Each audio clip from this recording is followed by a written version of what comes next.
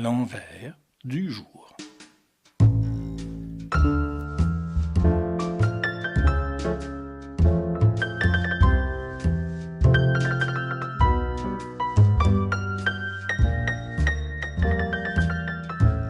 La nuit, même cloîtré dans un studio de radio, t'es jamais seul. C'est pas possible ce qu'on peut entendre comme propos, comme commentaires ou confessions.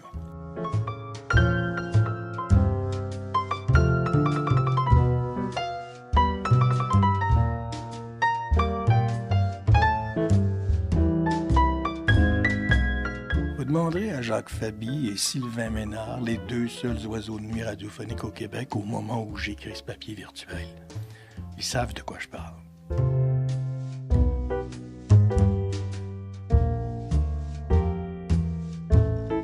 L'anonyme de nuit, il est multiple.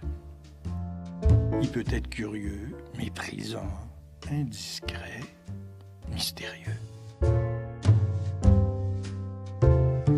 Il est parfois frondeur, mais le plus souvent du temps, c'est un insomniaque.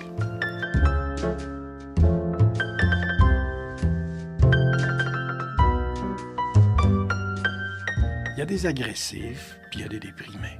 Certains sont brutaux, d'autres sont sensibles. Et que dire des névrosés ou des saoulons, ou les deux à la fois.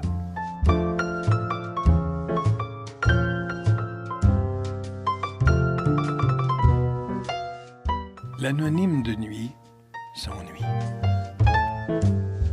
Il te pose des questions, à toi l'animateur, puis toi, tu les lui renvoies. Tu tentes de lui tirer les verres du nez pour obtenir son opinion sur un sujet chaud de l'actualité, mais plus souvent qu'autrement. Il sort pas grand-chose de ces échanges, croyez-moi. Sinon, des généralités ou encore des banalités, des idées toutes faites à la mode du jour. Puis, une nuit, un appel te les coupe. L'anonyme a les bleus.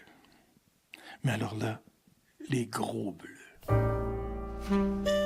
Après d'interminables secondes de passe-passe verbal, l'anonyme m'annonce que la vie ne vaut pas la peine d'être vécue.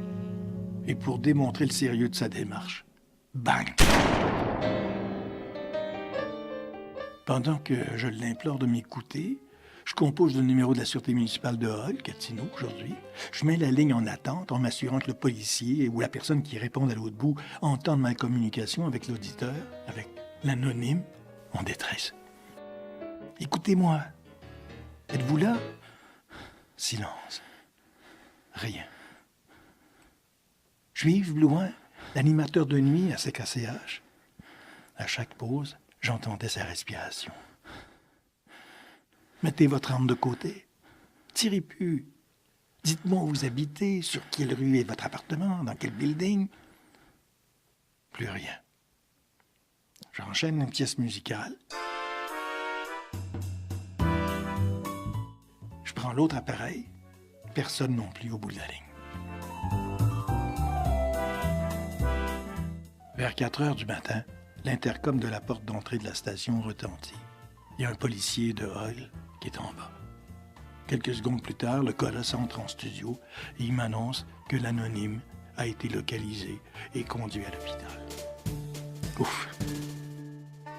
Dans l'ensemble, il n'y a eu que du bonheur à l'animation de l'envers du jour qu'un collègue, Pierre Nicole, aujourd'hui malheureusement décédé, que Pierre avait traduit par « The Flip Side of the Day ». Bilinguisme obligé en Outaouais à l'époque. Et petit clin d'œil au cabaret du soir qui penche de Guy Moffett, l'oiseau de nuit, The Night Bird.